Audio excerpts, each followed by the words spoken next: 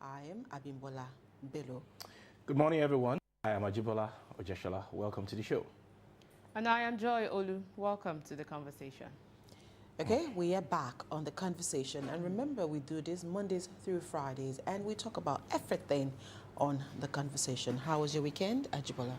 Abimbola, my weekend was not fine. What happened? Because I'm not a laborer, actually. So, But I worked all night. okay. And I'm still going to work today. So what were you doing all night? Oh, okay. You have to. I was shooting something. You were on your, Because I cannot your other function. job. Yes, I cannot function during the day, so I opted for night. Recording. Yes. Oh, sorry. Okay.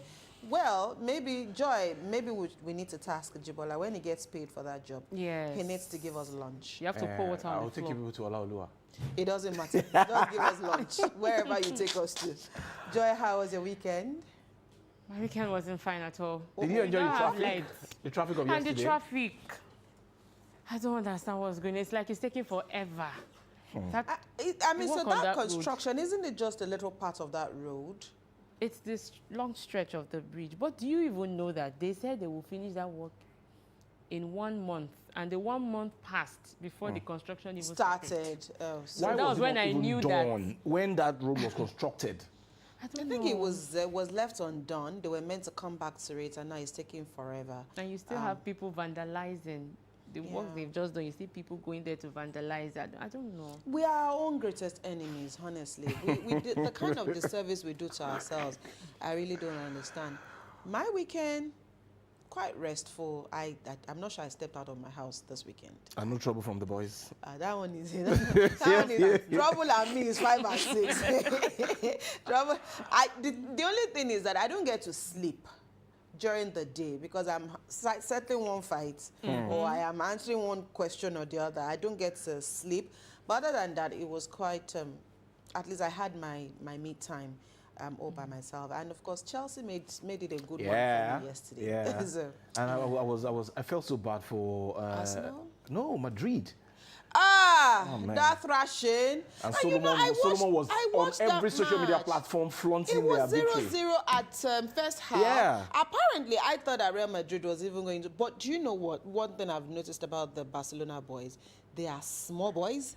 They have the energy. They have the tenacity to run around the field. And you are looking for them because they are so small. Oh my God. And they are just there. But Real Madrid, sorry about that thrashing. no. And for Honestly, me, I think it was not a good move. Mbappe was is done. overhyped. Mbappe is done. No. Forget him. Mbappe is done. And yesterday, my heart also went out to Arsenal. Abba, you held that match up until You should not be surprised by now. Arsenal is Abiku now. Arsenal is Abiku. And I thought you were going to. I thought it was going to be a 2-1, but lo and behold, Mo Salah killed it for you guys. And of course, I'm still proud of our girls, the Flamingos. Oh yes, Although they even are though out, they beat them, USA beat them, but then I mean, it was you a did- revenge. It was a revenge for America. You did well. You did well. You are winners at all times. You did so well. All right, that's it about the weekend. Let's kickstart the show and let's take our news points for today. Let me start with the story. NLC slams IMF for fuel subsidy removal denial. And according to the report, the Nigeria Labour Congress, NLC, has criticized the International Monetary Fund, that is the IMF, for its denial of responsibility regarding the Nigerian government's recent removal of subsidy on petrol. The Congress describes the denial as cynical and emblematic of the IMF and World Bank's long-standing pattern of imposing harsh economic policies on developing nations. In a statement on Sunday, NLC President Joe Ajaero criticized the IMF for presenting its harmful recommendations as growth strategies which have led to increased socio-economic hardship and stagnation in Nigeria and other nations that have followed their misguided advice. Now, during a press conference at the IMF and World Bank annual meetings in Washington, D.C., Abebe Selassie, the IMF African Region Director, characterized the Nigerian government's decision to remove the fuel subsidy as a domestic issue. I'll jump and then end on this. According to NLC, it is increasingly alarmed by the IMF's denial, which reflects the troubling policies imposed on Nigeria. by the IMF and the World Bank. Okay, I will leave it there. Jibala, you want to go to something before I'm going to take us back to the newspaper column for last week, written by Lekon Shote, where he suggested that we should look for homegrown solutions to our problems.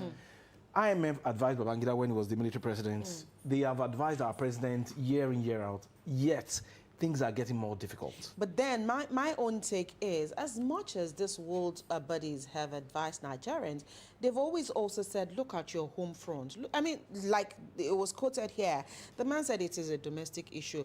But my take is, if you get advised and you have alternatives, must you take the advice? Must you? It's not by So, force. I mean, taking a swipe at IMF for me is not needed. Yeah. They are there to give advice. Advice. So you either take it or not. Yes, that is their role. They will give advice. They offer their own advices as world bodies to developing countries in quote. Now, trust me, you are not bound to take those advices. If you have better advices, if you have your own homegrown solutions that you Go want for to, it. go for them. But because you also do not, you are clueless. Let me just use that word.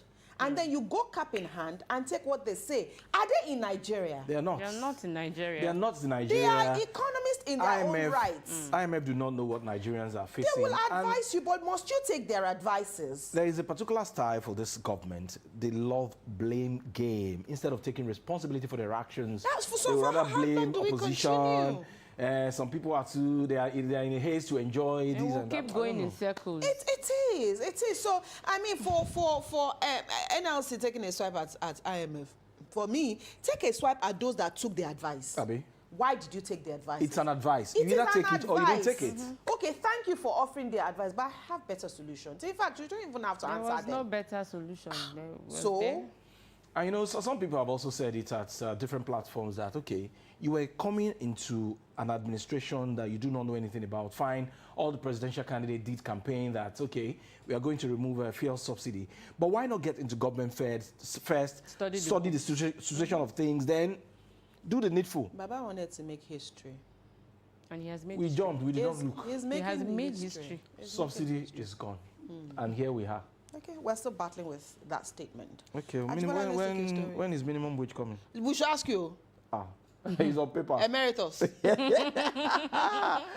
All right, our minus point this morning. Again, varsities face lockdown as workers begin strike today. The Joint Action Committee of the Non-Academic Staff Union of Educational and Associated Institutions and the Senior Staff Association of Nigerian Universities has vowed to indefinitely shut down all activities in universities across the country from today when they embark on an indefinite strike. A statement made available to this medium on Sunday and signed by the National President of SANU, Mohammed Ibrahim, General Secretary NASU, Prince Peters Adeyemi, said the ultimatum it gave the federal government over its withheld salaries expired yesterday night. The unions are demanding, among others, the payment of the 4-month withheld salaries, improved remuneration, and allowances, and implementation of the 2009 agreement with the government. The federal government, through the Ministry of Labour and Employment, invoked the no work, no pay policy when the 4 university-based unions embarked on a prolonged strike in 2022. Last October, President Bola Tinubu directed the payment of the 4 out of the 8 months withheld salaries for the academic staff. It was finally paid in February. And the bone of contention here is the fact that, okay, ASU members have been paid their 4 months withheld salaries, but the non-academic staff and, of course, the Senior Staff Association of Nigerian Universities have not been paid their own. So now they have shut down, and we hope that the federal government will pay these 4 months without salaries of these members of staff of the universities. Valid point they raised, and I think there's always that rivalry between all of the unions in the universities because they feel you cannot treat ASU right and neglect NASU or other members or other associations. And so I think it's by midnight today that they are commencing the strike. Maybe again, perhaps they can also, now that there is a change of guard in the Ministry of Education, perhaps they can also just give some room to discuss with the new minister Dr. Tunji Alausa. Alausa and see whether or not that would also, make some kind of sense. Because again, it probably also needs to take a brief as to where all these discussions had, been laid to rest and all of that. So perhaps, I'm just saying here, maybe the unions also would need to just give that ministry the benefit of the doubt and allow for the new minister to take charge. I think all handover notes should be before the 30th of October. That's this week. So maybe perhaps that would happen. But whether or not they will rescind on their decision to go on strike by midnight today is another talk entirely, because there are demands and they're saying they will go on strike. But here, perhaps they can also just allow the new minister to settle in and say if some kind of action will be taken. And these are the their union matter. members that are in charge of water supply, electricity, Yeah. Once communication, that is security, Live finance. wire. once they take everything, Life wire. is that our Liable become lecturers. unbearable for students. Yes, and the lecturers will also stay on campus. How would they? Once they are on strike, forget it. Everything no shuts academic down. work can Yeah. go on. So And we just sometimes I hope. wonder why it's always difficult for government to also keep to agreements. I don't know if it has become so endemic that it's a problem. I mean, you reached, whether or not it's this administration, government is a continuum, like Exactly. we always say. And these things are they're in black and white.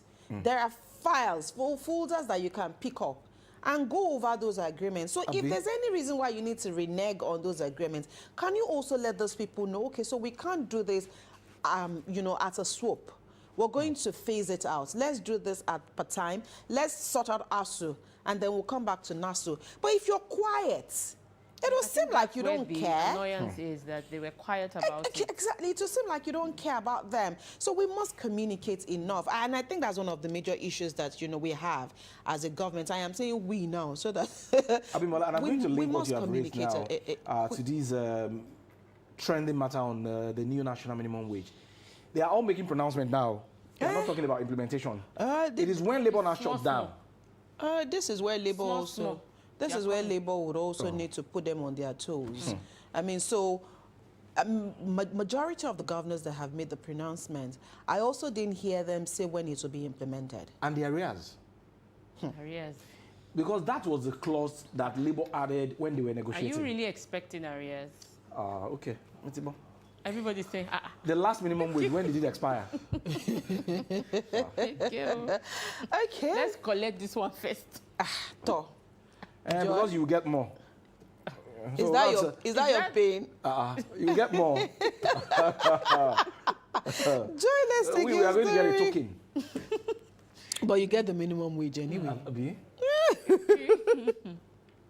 Okay, Joy. All right, Lagos State Executive Council has approved upgrade of Lagos State University College of Medicine, LASUCOM, to University of Medicine and Health Science. The Commissioner for Tertiary Education, Tolani Sule, said this at the stakeholders meeting organized by the Ministry of Tertiary Education and Ministry of Health with the management teams of LASUCOM and Lagos State University Teaching Hospital, LASUT.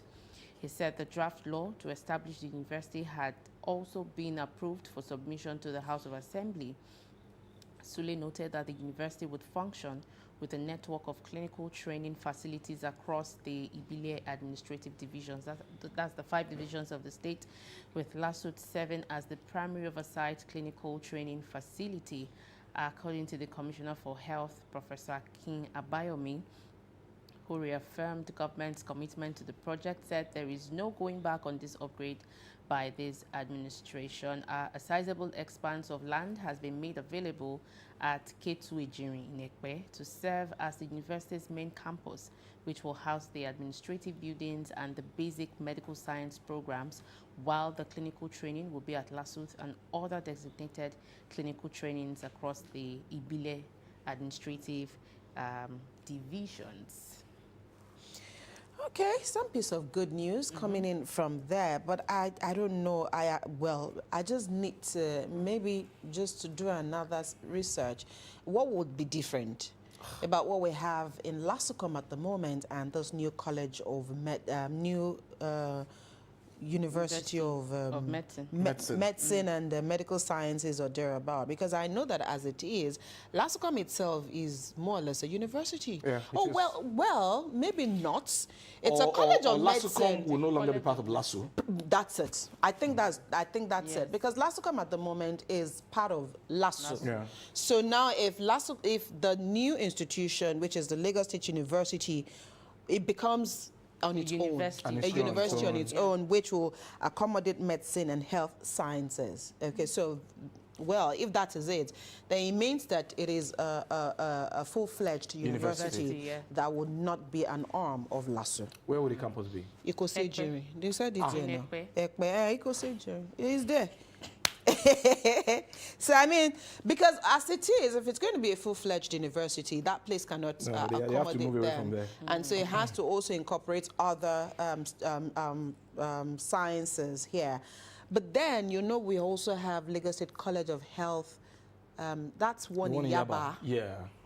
So Okay, maybe they will also there'll now be a move into fusion that campus. of that college and then this one. So I guess that's what this is all about. So I think it's a right step in the right direction, just so that this, again, can be larger, and then they can also have more, what is it called? They can take more students. Yes. As against what LASU can take per Accommodate, session, accommodate more students, since it's going to be a full-fledged university. And you know that part of the state rather is beginning to It's gaining traction. enjoy some attention now. The new NYC camp is going to be there.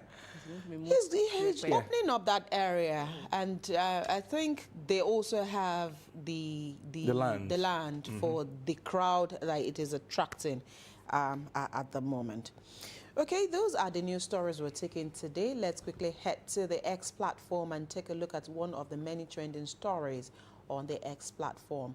Our colleague is trending on the on the X platform this morning, talking about the spokesperson for Mr. President, Mr. Bayo Ononuga. He was on a television show yesterday talking about this administration. No, let me rephrase. Defending this administration, defending policies, and talking about all of those things Mr. President is doing and has done. And it was a shock for me to hear Mr. Ononuga say that Mr. President is not aware that he's called T-Pains. Is aware. He's aware. He said he's not aware. You know, he doesn't. He's not savvy on social media. Somebody must have told him. But he said that he's aware of Nigerians' pains. So how are you aware of Nigerians' pains when you're not aware of the Mr. name Ononuga is aware. So he will pass it on to him. You see, sometimes when I listen to Mr. Ononuga, the kind of things that comes to my mind, if I say them, I'll be taken off the show. NBC will just come and carry you. I know it is your job to defend this government, but when you want to defend the government, do it objectively. Do it with some level of humanity. That you are inside the four walls of Aso Rock and you don't know what is happening, what the pains that Nigerians are going through. I watched that show yesterday, and in my mind, I was like, are you really, really in this country? Yeah. Are you really, really helping this government? Yeah, you know, you can actually defend government without making it look like you're covering up, you're covering up different things. You can actually say certain things and placate people. Exactly. Rather than People make see the people, sincerity. yes, the sincerity, rather than make people see that, what are you justifying? You're just justifying what is not justifiable.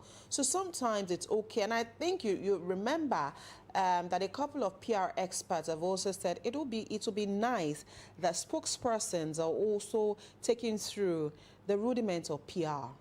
Exactly. Because if you have an idea of what you're doing, I mean, you're just trying to make good Douse a the bad tension. situation.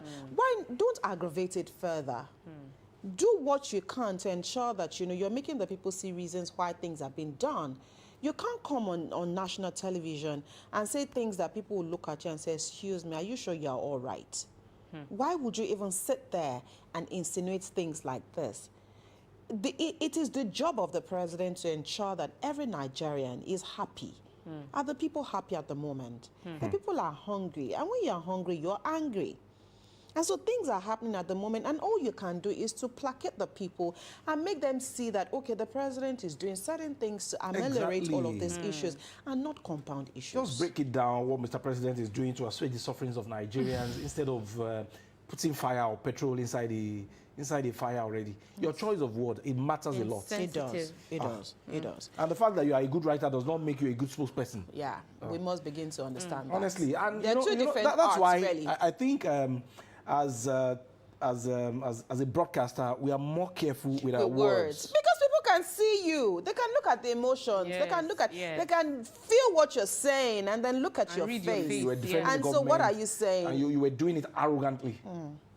Okay, let's go. Jibola is getting angry, says so that we do not get a backlash from NBC this morning. We'll take a quick break. When we return, one of the issues that is still in the news at the moment is local government autonomy. It looks like some people have not really understood the Supreme Court judgment on this particular issue and what local government autonomy is really all about.